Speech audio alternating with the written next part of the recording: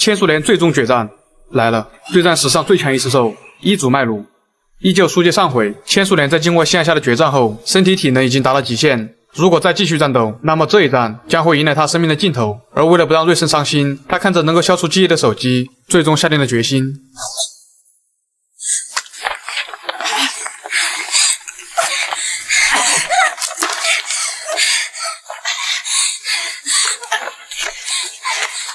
但那虚弱的身体最终没能抵住瑞森的奋力反抗。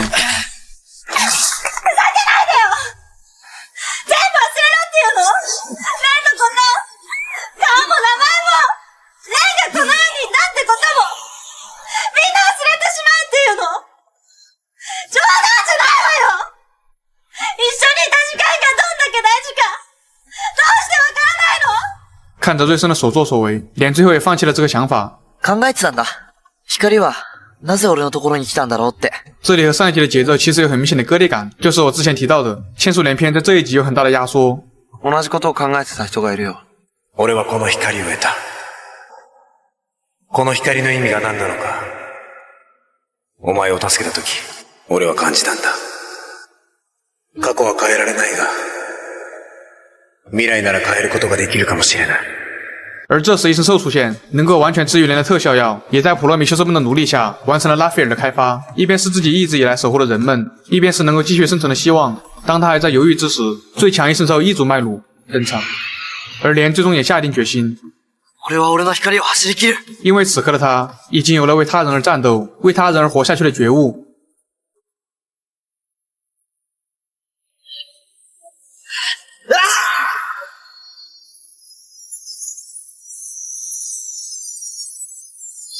千树连生命的呐喊以我残躯化作烈火，奈克瑟斯对战一族麦鲁，直接正面对抗。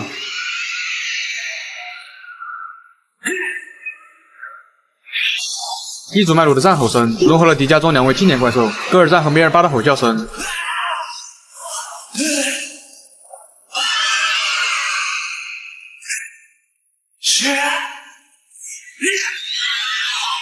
这里一组麦鲁皮套设计其实和剧场版的热万比较相似，和后面的泽塔登场的 BOSS 也有点相似。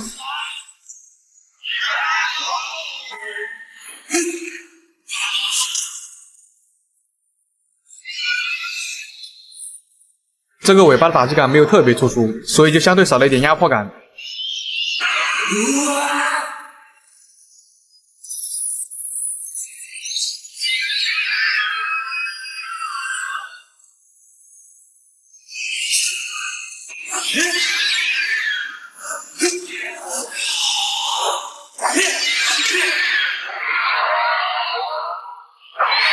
融合技能有点不讲武德。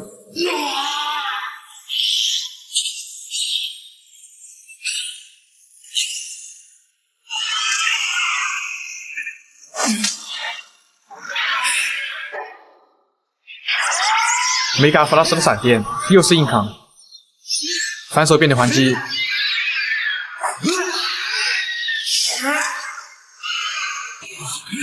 格鲁格莱姆的触手。あいつはおそらく過去のあらゆるビーストの攻撃能力を備えていると思われます。最強のビースト。コードネーム、イズマイ。佩德龙追踪火球。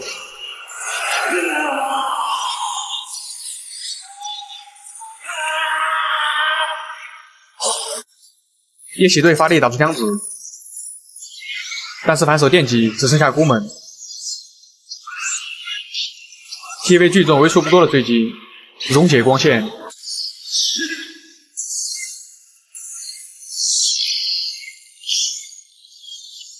奈克瑟斯粒子之雨。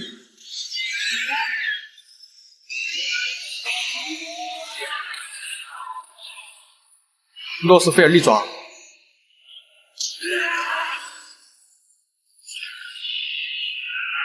侧身准备躲掉，但反应不够。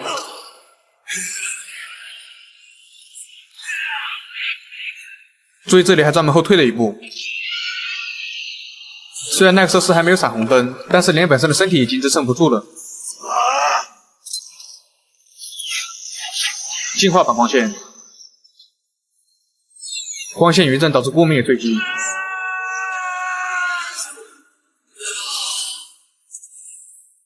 那个设施也最终倒下。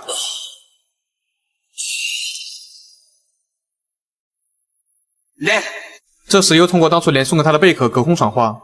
レン聞こえるか？光を信じろ。光。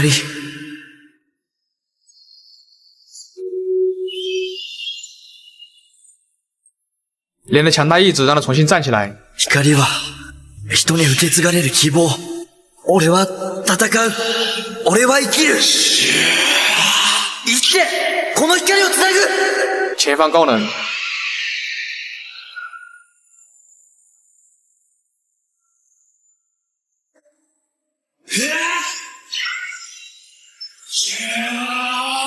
终极光矢风暴，公路组合技，必杀技一发入魂，最强一次兽一族麦鲁，主，千树莲最终取得胜利，属于他的使命也最终完成。ありがとう。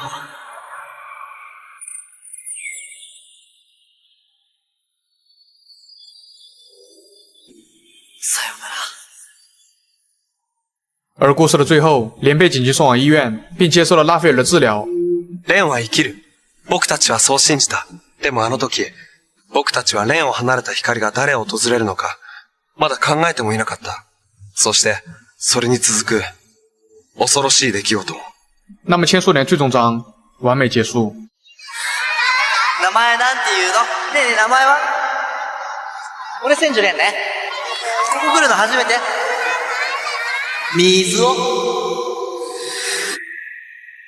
千树莲的篇章是那个设施在被残酷缩减的背景下绽放出了最绚烂也最令人心碎的一束光。它篇幅虽然不完整，但却凭借独特的魅力成为了许多人心中的破晓之光。它继承了蓝色青年形态，代表着生命的纽带，这也恰好印证了它即便在有限的生命里也要拼命燃烧自己，守护他人的意志。他用自己的行动向所有人证明，生命的意义从来不在于它的长度，而在于它的深度与温度。即便命运只给了他17年的时光，他也选择用光来守护笑容，传递希望。那么千树莲篇完结，我们下期见。